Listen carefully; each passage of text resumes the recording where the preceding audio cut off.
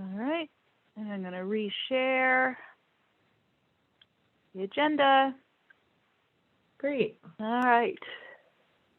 Take it away, Madam Chairwoman. Sure. So I am excited to kick this off. Actually, I read this quote the other day, and it said, "Anyone who thinks gardening begins in the spring and ends in the fall is missing the best part of the whole year, for gardening begins in January with a dream." And I was like, oh, that's our group. So I thought, last year was really encouraging and interesting. We learned a lot, and, we developed some great partnerships with different communities and, obviously with Teague's help with distribution and things like that. And I'm excited to see where this year will take it in a slightly different direction, I think, with hopefully getting those plots to be rented, some of them anyways. But so maybe we could talk about just jump right in and talk about what the 2021 plans are going to be. Yeah, I think so. And Leslie, are you on? I saw you come on, and do you have you were still on mute. My participant window is hidden here in the screen share mode. Oh yeah, there you are. Mm-hmm. Leslie, you want to talk about what Rec is ready to do, or type into the chat if you're having trouble with your mic. Oh, here comes Ann Miller too. Mm-hmm. All right, I'm going to guess that Leslie's having trouble unmuting, so I will take it. So she and I have been talking, obviously, because we both work in the office, about some of the practical aspects. Well, the only good thing is I'll have tires. Oh, that was Ann. I was like, what? Who has tires? So as you may have seen, we last weekend, in January, the beginning of January, I had sent out a press release as a teaser that the plots would be open as of the 1st of February. So that is Monday, this coming Monday. And Leslie and I are scheduled to go on Winnie, I want to say on the 9th. It's either the 4th or the 9th. She might be in chat here.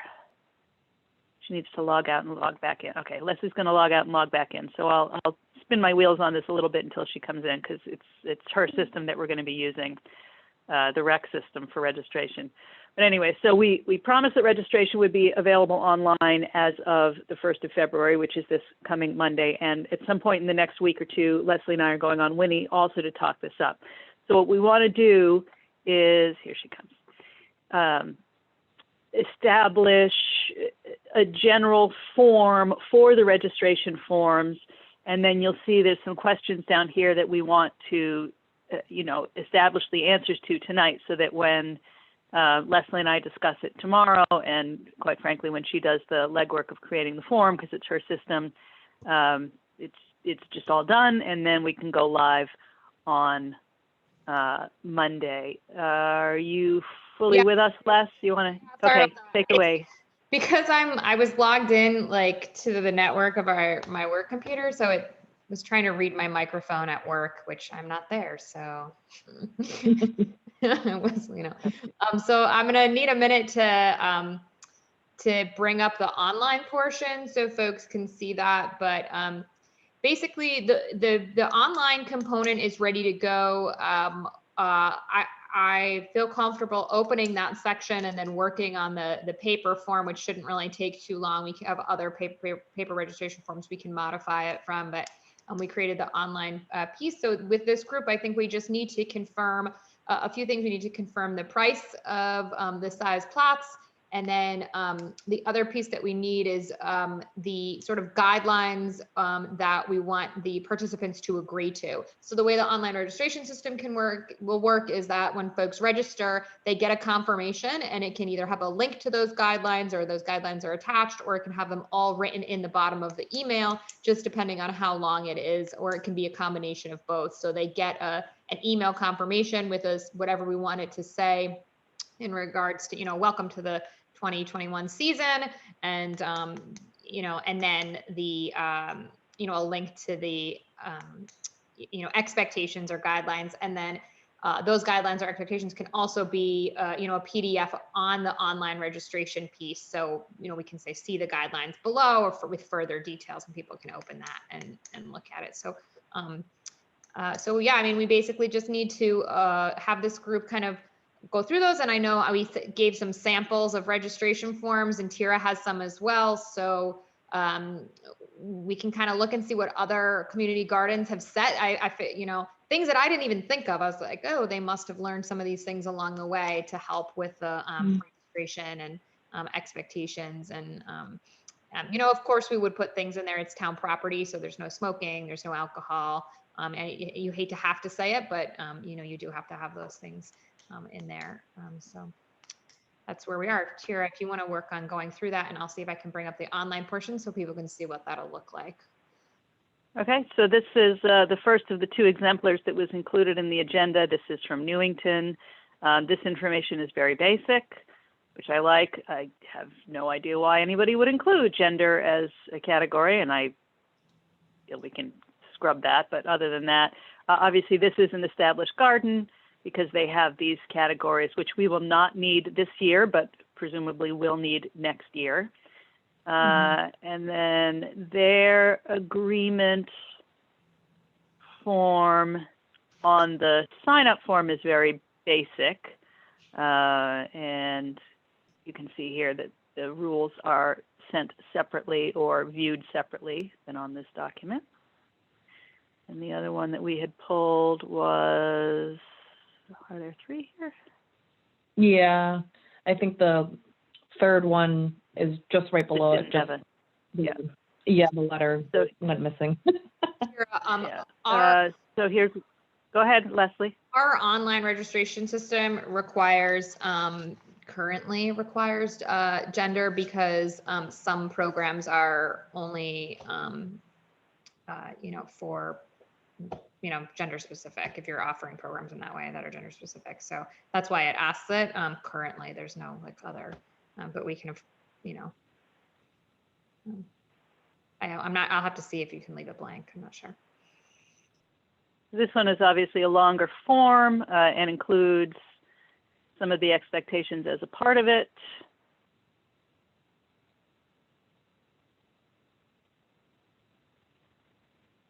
But the form itself, oh no, this is just an these are just agreements, okay, or the rules of engagement. This is not a full form, but it does, lay some out. Who's here at chat? Judy is jumping off and coming back in. Okay, so that's that. So this must be the third one then. And here's Killingly. All right, here we go. So close neighbor, of course. Again, pretty simple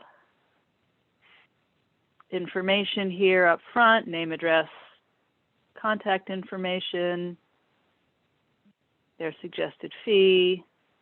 Again, we don't need this. And here again, oh, here we go. This is the one that has the simple form up front, and then the terms of the agreement behind. Kira, can you just hang on 1 minute? This is Ann. Hi, Ann. So if you go, I called you Kira, it's Tira, I'm sorry. That's okay. So yeah, I just wanted to, so the signature says that they agree to the terms, correct? Is that what it's, yes, yeah. Yeah, and they're signing each page as well. So here's your on this one, it's a declaration that they have read and will comply and sign, and then each page is on this particular one is also a separate one. So this is obviously a hard copy form that people print out. You wouldn't need to sign every page, I presume, if we had it as an online form. Okay. Um, Thank you. Yeah, we can format those however. Yeah, that would be my recommendation, would just be to have a checkbox that says I have read and agreed to, and then folks are checking it and signing it. And then you, or I've received it, or I've reviewed it, and then on the online piece. So you think the terms of agreement should be a separate document, you're saying, Leslie, or we're still talking about that? I would suggest it's a separate document. I mean, you can put them together as one if you're talking about a paper, but the way the online will work is that someone will, just like you're purchasing, a concert ticket, you're going in, you're selecting the size boots that you want, and then you're paying. And then there are things that can come up that you're having, but that you can check that you've agreed to. So you could have everything listed, I guess, and then they're reading it all right there and checking yes. So for the sake of, I mean, online, they'd be separate, you know what I mean? Because it's like a registration and then an agreement. But I mean, if you're doing a paper form, I suppose it could just be all one document. If somebody's coming in and asking for the paper form, we would give them the agreement and we would take their application. You know, it would be, 2 pages. We'd have to give them the agreements for them to keep, and then we keep the application to enter it into the online system. Rightio. All right, so let's go back to the agenda. So does anybody have any strong feelings or thoughts about the forms of the forms? I thought the Killingly one was easiest to read personally, the way it was laid out, and I think like the Westmore Park, it has obviously very valuable information, but it's a lot to read, and so just being realistic about how interested people will be in reading. Yeah, I like that Killingly form too. Last year when I had put together a terms of agreement thing, I had stolen the one off the Putnam website, and it's like 4 pages long. It was crazy. So would you like me to, or have you called my friend over in Killingly to see if she struggled with any of these? Do you want me to give her a call? I don't know. That's more up to Leslie than it is to me. I mean, I think the constructing of the form is fairly simple. It's really, we just need to decide these pieces of information here in the middle of the agenda. And then, if there's anything non-standard that we want to include, or not even non-standard, if there's anything we want to be sure to include in our terms of agreement that is unique to the site. I mean, we can't lock our site realistically. It doesn't have tall gates that prevent non-renters, non-plot holders from getting in. It's not really the way we set it up anyway. It is on a town property, although I think a lot of these are. What might be important to include, but I actually think those things are even tangential to these things here. I think in the short term, these are the questions we want to answer. Okay, great, thank you. If Killingly is the one that folks like the best, I think what would be great for me as a time saver is if somebody has a contact there. This is currently a PDF, so I'd love to just have a version that we could edit or modify for ourselves, just so not reinventing the wheel and retyping. I can reach out. I can do that. Sure. That'd be great. And see if they could, send it to us, and then we can modify it from there. So anything to make our lives easier. I have the online piece, Tara, if you want to look at that and see what it'll look like. If I can screen share. Yep. Okay, you should be all set.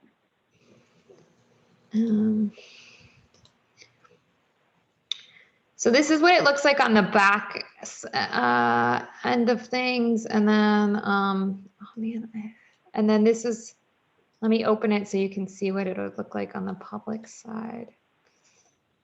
Sorry, I have to move all these little Zoom things around.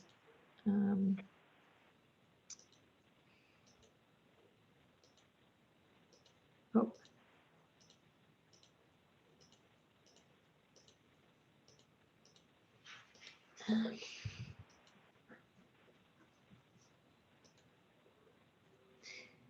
So, we'll link folks to this page here, and then they'll see community events, Garden by the River community plots, and then the description here, and folks can select which size plot they'd like, to purchase. And then as they go in, I won't walk you through the whole thing, but then just as they go in, they're essentially putting it in their shopping cart, just like we've all done online shopping, and then going through the process of registering. I think the other thing that's on our agenda to discuss is the difference between a resident and non-resident fee. So the system has the ability to register folks if they are Thompson residents, so it recognizes their address, and then will automatically either charge them the resident or the non-resident fee in there. So that's something that we can discuss as a group. And then, yeah, that's pretty much what it'll look like. And as I'm sure you guys saw, there are options for single or double plots for both sizes of beds. So the center beds, which are 4x8s, you have the option. A single plot would be 4x4, and the option is given for the full 4x8. And then the side beds are 3 feet wide by 30 feet long. So those are broken into 3x6s and 3x12s. And we are going to reserve at least one full side of the 3x10s, or the 3x30s, I should say, for the 3 youth programs that we feel we're associated with, and that's the Thompson Recreation Department, Teague and their mentorship program, and the Girl Scouts, because that breaks up nicely into 3 10-foot lengths. If we do it that way, they can work together, they can work separately, but we're going to hold those as an ongoing youth gardening resource availability that's not going to associate itself with an additional cost over whatever they might be giving to the parent organization, REC or the Girl Scouts or Teague. And so what I would recommend is that this is an example of our after school program. And what we would do is just under additional forms, we would put a link to the actual registration form. So if folks wanted to print out the paper form, they could. And then we would have put a link to the, expectations or guidelines or, 2021 season agreement.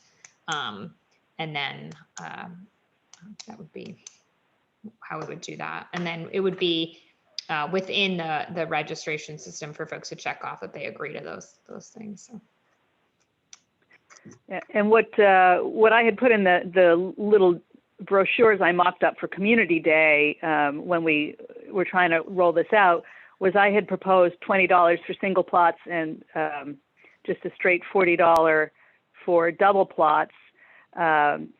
If we're using the REC system, there are charges which we would like to pass through so that REC isn't taking a hit on every reservation. So that would actually make it $25 and $45. In other words, just tacking on a $5 charge, not doubling for the double plot in this case. But that 25 and 45 was not based on a different cost for residents and non-residents. Those were just some fairly low numbers that I sort of arrived at looking at some other exemplars from across the state and region. So one of those first questions was, what do we want to do about, do we want to tier the pricing for residents versus non-residents? We put it to the group. Are we anticipating that there are going to be non-residents who are registering, or do we want to give residents a priority and put non-residents on a wait list, or? I don't have any experience with community gardens, so I don't know how often non-residents would sign up for a plot. I would be very surprised if we had a strong response, a stronger response from outside the community than from within the community. The exception I see as possible is, you know, people who work here, either at town hall or possibly Superior Bakery, or, you know, I mean, it is plunk in the middle of that neighborhood. So it's not impossible that somebody who sees it or, you know, hears about it online or on Winnie or whatever, who has reason to be in Thompson, could do that. Another possibility is, you know, anybody from Teague. I mean, Teague serves more than just Thompson. If there is a family from outside in Teague, that could theoretically be a non-resident group, family, whatever. So I think there's a possibility. I very much doubt that there would be much of that. So we are going to run ours as a CSA the same way we did last year. And I definitely want to be able to, we're going to run it as more of a learn to garden or garden together type of thing. And I don't want to compete with all of you either, though, but I do want to be able to promote our availability, you know, at your Maker Faire in the spring and so forth. So we can even talk offline about that, how it won't compete. I mean, the problem with ours is not, there's no charge. You know, I don't want to become competitive with this garden. I want to support this garden, teach people to garden. Yeah, no, I think there's no doubt, Anne, that we want to be complementary to one another. So remind us some stuff about how you operate yours. You're operating yours as a CSA and a true community garden in that everyone is gardening communally, right? Correct. We don't offer plots. So, you know, people could graduate from our garden and go have their own plot in your garden.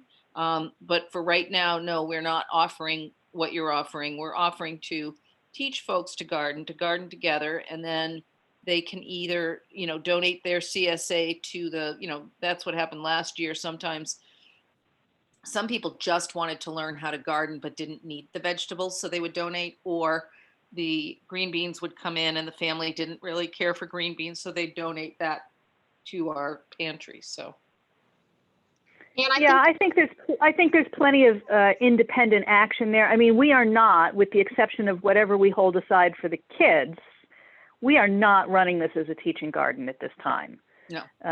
This is a conventional plot for rent, with the exception of those set-asides.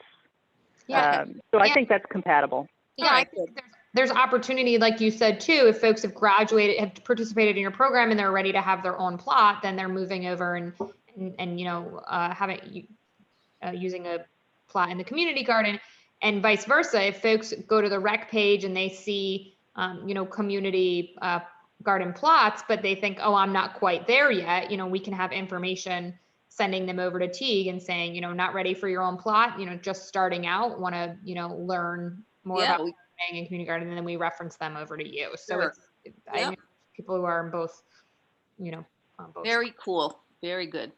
Yeah, and the other piece of that, and if you just said this and I missed it because somebody texted me, I apologize, Leslie, is, you know, we have a finite number of those plots, whereas when you're gardening in a community setting, that is not a factor. So if this goes wildly beyond expectations successful, again, which I don't super anticipate for a first season, but, you know, community gardens do fill eventually, we can always bump them up to you as well and say, look, we don't have room here this year, but, you know, you can still do this in this different kind of setting, and it has this other aspect. So yeah, I think there's plenty of work together there. Great. Thank you very much. I don't think we'll get very many non-residents. It's common practice for rec departments to have a resident and a non-resident rate, just to show that residents are being offered the opportunities at a, you know, a more affordable, rate or price. So, but the other option is that we can, in the system, just only have it available to residents. I think that folks who who maybe work in town who wanted to register, we can, put something on there, but it's fine. Maybe you could just disclose something that says, if you are not a resident of Thompson, please contact, such and such, whatever outlet you want. And that way, I don't know, for me, I don't really feel like there's a huge need for an upcharge for a non-resident. Maybe if you saw a huge uptick in interest in that way, maybe that would be, something that would be approached down the line. But maybe right now, just to make it easier, you could just even disclose something that says, if you're a non-resident and have interest in this garden, please contact us and we'll, do what we can to help you. I like that. Also. And if there's space, Yeah. maybe we'll work out. But if not, then maybe we can direct them to a different place. So I like that, because then we'll just make it only open to residents for registering online. And if, like you said, that gives them the priority. So we would just take the names of if folks are interested in their non-residents, and then we'll see, if, like you said, if we have more space and they want to do it, then we take them. And, but yeah. Okay. yeah. Are we generally comfortable with that price point? 25, including the rec fee for single spots, and 45 for double plots? I think that makes sense. That sounds normal, like across the board to me from other gardens that I've been involved with. So I think that's typical pricing that you'd see. I don't see any issue with that. Yeah, that seems pretty representative, I thought. Mm-hmm. Okay, so what are the other questions here? Should we do 2 forms? First, the application. We just worked that out, right? We're all set on that. Yeah. Next year there will be a spot on this. Okay, we've already talked about that. Waive or discount the fee for volunteer hours. No. How do we feel about that? What? So what would volunteer hours be? Well, that is the question, right? So when and these are all based on things that I had plunked into that introductory brochure that I did for Community Day. The idea that there are certainly households for whom even $20 is probably a problem. And so do we want to just have a mechanism where if you really want to participate, but you just can't do it, the option is to trade additional cleanup hours. The problem with that, if there is a problem with that, is that this site is pretty tidy. There is not, It's not like in the middle of an urban vacant lot with people throwing garbage. I mean, it's just a very neat site. So I don't know what extra work we would even be asking somebody to do. But maybe I'm being short-sighted. I don't know. Thoughts? I could see that there may be some extra work if we're having more and more people down there, but until we actually see what the participation level is and what's getting left behind, I don't think you're really going to see that much need for additional volunteer time, because what else are they going to be volunteering for? To weed? They're weeding their own plot already. And they're watering Yeah. their plot, Yep. correct? Yes. Yeah. It's all. It's everybody's doing their own work. And actually, I was talking about it and listening to you guys, that's the other thing. Teague has their program, which is a no charge to participate, and it involves more volunteerism into a community. So again, I think that's our outlet there. So I think I let's agree. This would be scrub something that idea. if we're ready to build more beds or to expand, something that we would consider in a year if we were looking for, volunteer hours to do something like that. So again, just because we're talking about it, when we bill, or I say, as if I didn't know it was going to be you, Leslie, when these forms are built or when the online piece is done, do we want to include a notice that if plots fill up, Teague also offers. You know, Yeah, if the fee is a hardship, Teague also offers. I'll put it right on the description. Like I said, and I'll just say, beginning gardener, want to learn, and then reference them to, put a little, whatever their bio is, and then reference to their website, put a link there to their website, and then vice versa. If our plot's filled, I'll just change the description and say our plots have filled this summer, interested in still gardening in Thompson, contact Teague. Yeah. Mhm. And I forget, do you have an online registration form for your garden? You mostly just get people by reference and word of mouth up there, right? Well, yeah, but you guys are kind of tempting me to think about it. I mean, it's pretty interesting. I've got an intern who I could probably get to set that up, but for right now, no, we do not have an online, and we will start reaching out very, very shortly to mention ours. And I'm going to be on Winnie next week, so I can also mention your garden. And I'm going to be pretty nebulous because we're not quite ready to sign people up, but I can direct them to your website and say that you're ready to sign people up. Leslie, when are we on, Winnie? Thursday. Next Thursday. Okay. You're going live Thursday, and I'm on Thursday morning. Oh, we're on Thursday. We're both on Thursday morning. We're on Thursday. Are you on a week from Thursday, though? No, we're on the We're on 4th. a Thursday. Next So week. are we. Never mind. So don't talk about the garden because then we'll have nothing to talk about. What time are you on? 7:30. 7:30. Oh, wait, we're on at 7:30. Maybe we're on at 7. We're on at 7. I will not talk about the garden. I mean, if you want to just hang on and stay on the call until 7:30. It's very funny. We'll work it out. Yes, we'll figure it out.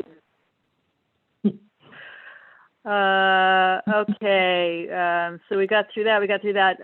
On the application, if plots are not cleaned up by a certain date, then the person forfeits their plot for next year. I think we can include that, but again, I think that is, our plots are small and the site is tidy. I don't know, what do you guys think? I think that, maybe that could just be added as a disclosure for, like in the registration. I think that was in most of the forms that Leslie had listed, actually. And, I think that could just be at the planner's discretion, as we oversee the garden, week to week. If we notice that there's like infestations or like major weeds out of control and things like that, and if a conversation isn't resolving anything, we can kind of handle it, as need be. But it's probably just important to have a disclosure like that so no one's surprised. When I was at the If it comes community to that. garden conference last year, that was kind of the biggest problem in gardens, is that you'd have people who had tidy plots, and then you'd have people who just kind of gave up or let their plots go, and that would upset the other people. So I don't know that it's a bad thing to have something in there with failure to care for your plot too. But that seemed to be the sticking point in a lot of community gardens. Okay, I hear consensus around that. Yeah, I could kind of tell that Uh, was maybe something that got added to some of those agreements because of, experiences that folks had in their, as they got into the couple of years, things started off nice and tidy and then, went away. So. Yeah. Okay, so should we create a compost area? I did actually finally receive the tumbling composter last year after much back and forth. It is currently packed flat in its box still in the shed, but before we get going, I will take that out, construct it, chain it to one end of the fence, and that'll be that. One thing I did read somewhere that might be helpful, just as a side note and I don't know if this would go in the garden or in the registration, but it was kind of like a do's and don'ts of composting, because people who are new to composting wouldn't necessarily know that you shouldn't throw some things into a compost. Not that that has to happen like immediately, but maybe just to keep it in our back brains as something that might be helpful, like a helpful tool for people who are, maybe not the most seasoned gardeners and maybe, might need a reminder. I'll see if Mike Joyce might be able to have his kids make up a sign to add near the compost tumbler. Yeah. Maybe they've even got somebody who does wood burning up there. Who knows? Yeah.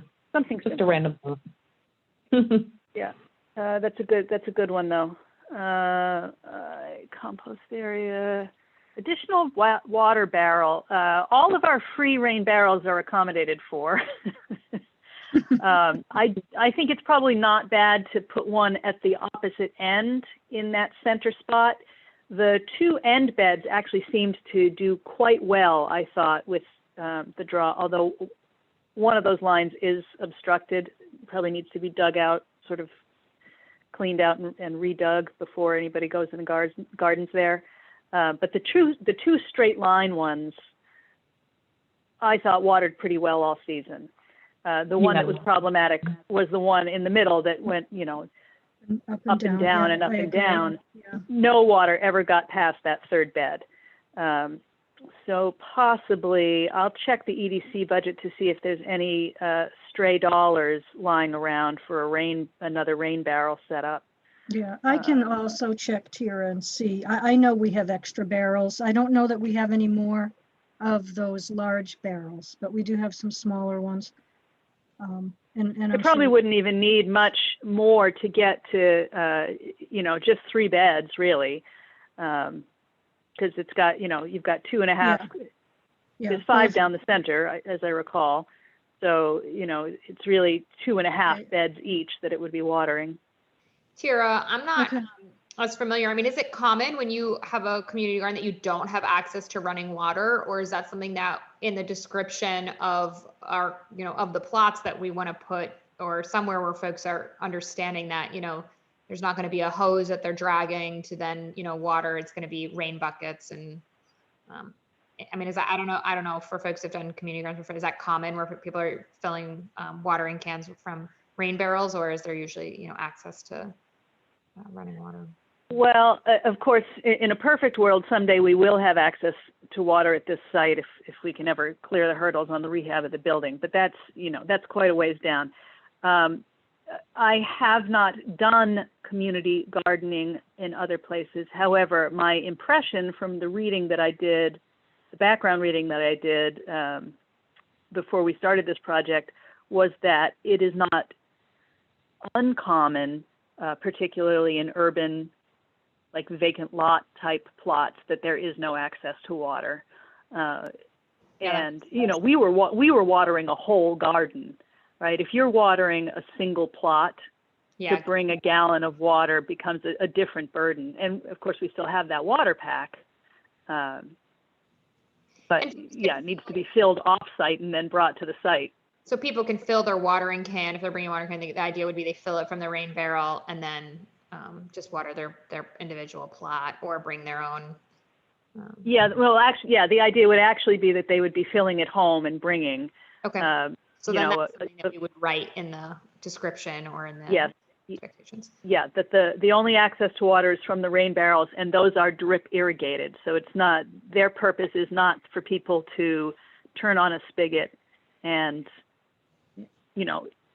drain that into their watering cans. It's to run those things on a drip.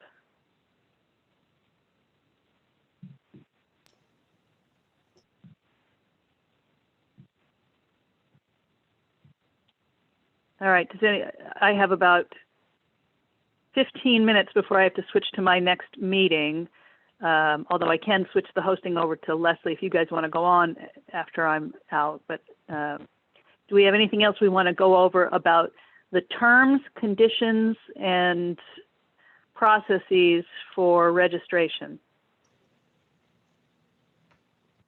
I think so. I think what I'll do is I'll just mock up, a paper registration form and the terms and agreement, and then send it out to the group, and then just to give it a once over before we go live. I think originally had set a go live date of Monday, February 1st, which I'd love to continue, but works like Tira mentioned, we're going to be on the radio on the 4th, so we definitely want to be live on the 4th because we don't want to refer people to the website if we're not up and running. But also I'll work on that tomorrow and get it out to folks. Who said they were gonna contact Killingly? Who's the contact? Sorry, I missed that. I will, Anne. Oh, Anne. Okay, thanks, Anne. In fact, I already reached out to her. Okay, thank you. So then I can just You're so good. document. Okay, so item number 5 here, I just wanted to bring this up very briefly. For those of you who are not aware, right before Christmas, I was notified that a grant application I sent in on behalf of the town to redo the sidewalks all the way from Route 200, which is in front of Blaine Road, up to Rawson Ave was accepted, and that project is going to go on next year. Running alongside that, and as the first piece of that, in a related but separate public works project, the Blaine Road intersection is going to get teed off. In other words, that death trap, free-form, take your left wherever you feel like it area is going to be clarified, and our own public works department is going to do that. They're going to construct that completely within the town's right-of-way, and what that mostly is going to be is going to be sort of putting a new curb there. Now, those of us on the MISRAC committee who sort of are working on those public works and mill district projects have been very clear that we don't want that to just be a big stretch of asphalt or gravel, that it's a gateway area for the downtown that we are seeking to revitalize. It needs to be landscaped. I will tell you that I know for a fact Public Works does not want to be seeing themselves in the landscaping business. So I have suggested that once we get the garden up and running for the season, you know, because Rich's piece on that won't come until probably May, I would guess at least, that could be a next project for this group.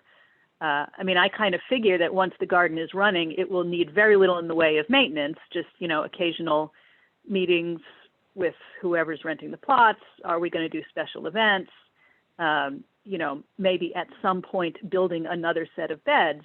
But in the short term, I'd like to see this group continue to do related projects. And that to me seems like a good one, but it is entirely up to you guys. Well, my thought was that would be a great location for a rain garden, I like that, Judy. and that would tie in with the MS4 permit. Thompson hasn't had the opportunity to do any implementation yet, so that would look good on next year's annual report. Oh, I like the way you think, Judy Rondo. So what I think I need to do is I have the drawing from the engineer. So I probably need to get Rich to tell me when he actually has that on his plan. And to let me know exactly how much real estate we'll be dealing with out of that. You know, what's gravel, where's the fill coming from, what is the fill? And then we would probably have to present a lovely plan back to, the Board of Selectmen, I guess, MISRAC and the Board of Selectmen, for them to approve it, and then after that, figure out how to pay for plant material or get it donated or whatever. Does that sound like a reasonable course of action?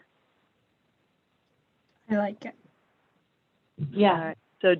So Judy, once I get some of those hardscaping details, do you think you and Megan could draw up a rain garden plot plan? I'm sure we could. I knew you could.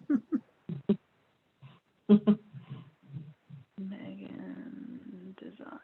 I wonder if Bank Hometown would sponsor it. That would be nice if they did. That would be nice. The only reason I would be reluctant to go to Bank Hometown is that they gave me $1,000 to put into the 65 Main project, and as we know, that is going through its political hurdles. So I haven't been able to spend those funds. Okay. But, you know, I'm not saying I wouldn't go. I'm just saying that I might go someplace else first. Right. I mean, maybe the Thompson Business Association Or the Lions, maybe? or the Lions. Yep. Lions, CBA. There's got to be some other civic groups too. I mean, it's not like it's going to cost a ton of money to do it. Have you asked, have you engaged at all with Nutmeg Containers? Not in a while. This might be a good opportunity. Charlie's kind of pretty keeping them in my. generous. Yeah. What about Charlie? Charlie's pretty generous. Just don't Yeah, tell. I like Charlie. We've Don't been tell him I sent we've you. been very no, we've been very cordial. I actually did approach them over the NIPS funding last year, but he had moral objections to funding something that had to do with the vice of drinking, which I totally understood, and that was His fine. son's a alcohol retailer. The other person might be Rachel Johnston. That's not a bad call. We offer them a small sign, whatever. Yeah. Okay, so we'll try to do. We'll do it in the order. We'll get the physical hardscaping plan. We'll get the design, and then we'll figure out what the cost would be for the softscaping materials, and then I'll go fundraising. Cool. Because God knows I love to do that. Did I say that? No, that would be a filthy lie. So then the last item here, and then I really do have to log off, although you guys are welcome to keep going. Update on grant applications.